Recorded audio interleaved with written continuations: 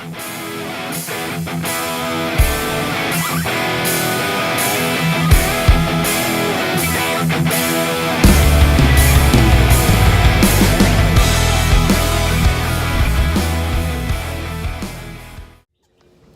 welcome back to another episode of Bourbon Buddies. What do we got here today, buddy? Well, buddy, we have a little bit of Baker's, which, as good as baking some cookies right now, which I love cookies. I like cookies. So Baker's, a little info on this. This is another Jim Beam product, which with Baker's, it's one of their lines that they do, which they do Booker's, they do Baker's, you have Basil Hayden's, you have a whole line that they kind of do that they specialize in certain ones. So with this is 107 proof, which 107 proof, you're starting to get up with the big boys now. Yeah, just not fooling around. So this is kind of like in between, kind of I would say like Jim Beam Bonded, which is 100 proof, and then your Booker's, which is cast strength, which is that's some high test. Yeah, stuff. some high test stuff. So it's good a nice stuff. Little intermediate thing going on. So yeah. So you introduced me to this A couple years ago, I think. Yeah. Yeah, I had it at a restaurant for the first time. The bar manager took our drink order, and I said, "Hey, I want to try something new." He asked me what I like. I don't even remember what I told him, but he's like, "I think you're gonna like this one." Had never seen it, never heard of it, and liked it right away. But it's been a while, so we're gonna give this a go here and Let's dive in. dive in. Cheers, buddy. Cheers.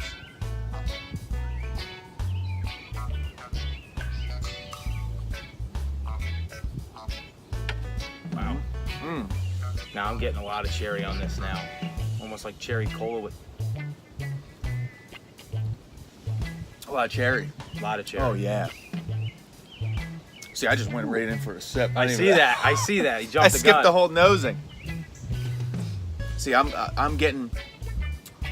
I can't get away from these baking spices. The baking spices on this, It's are there. for real. They're legit. I'm diving They're into it. legit. Dive in. Dive in. Once you dive in, buddy, you can't ever get out now. It's like a bathtub of bourbon. We're just gonna sit in it, and soak. Spicy on the finish. Not spicy like a bad spice or Yeah. like hot food that it's too hot or anything like that. It just almost like herby spices, like you said, baking spices, things like that, like flavorful spices, not just burn. It does rise and warm up and kind of hang in there on the finish, but it's good stuff. And then cherries coming out again, and it almost seems to change a little bit. It changed because we had it inside. We were actually outside, obviously, you can see. But we were inside just kind of nosing it, just kind of dialing stuff in. And we got a lot of ethanol off the bat.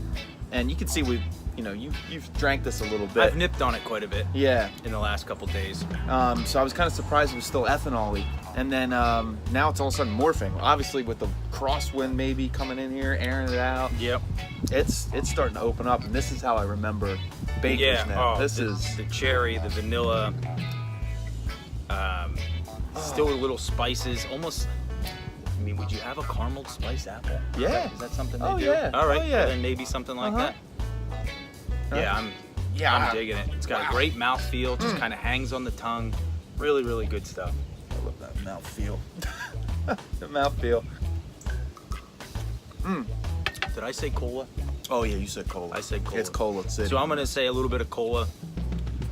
With a little cherry cola, like a little Yeah, I would definitely say like cherry Pepsi cola. or Coke, wild cherry Pepsi. Yeah, but this isn't sweet like people think of sweet. Like you get the rich cherry, the vanilla, but it's got that little spice in it. It's like a really good balance. It doesn't do anything. Sometimes the notes we say are you're digging for it a little bit. You're spending some time with it. Where if you're just sipping it and hanging out, I don't always examine it, to this extent. Sometimes I just get one out I like and enjoy it, and just enjoy it for enjoying it and not overthink it. But you spend a little time and you start looking into it a little bit, you can find all kinds of interesting flavors in there. And this one does not disappoint. No, not at all. Where I'm kind of getting right now is this huge amount of brown sugar, and then kind of underneath that is that little bit of that I guess caramel, because obviously if you take sugar and you put it in the pan and let it burn, Caramelize it. Hence the term. Kind of, but going a little bit maybe further than that, even darker than that, maybe a little bit more even past the caramelization point. It burns a little bit. I can see that. So you're getting almost that little bit of a, say, a smoky note or something in there. Right. Yeah. Where you like just burn the edges. Yes. Not in a bad way. And then I kind of lean more towards chocolate. And I tend to feel that with or get that on Jim Beam stuff. I get a lot of chocolate, like a lot of the Booker stuff. I get a lot of chocolate, vanilla.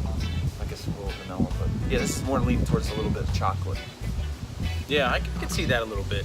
I mean, it's more or less I don't want to say a hidden note, but it's there. It's there. You're if you pay attention for it, you'll find it. If not, you're gonna probably go over it. No big deal.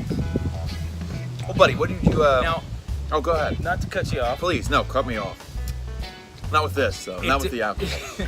It depends. It seems like it changes a lot. Like sometimes I get a lot of cherry. There, I just got a whiff of the ethanol kind of almost nail polish remover. I don't know if it's the wind out here, but it almost like it's kind of flowing back and forth.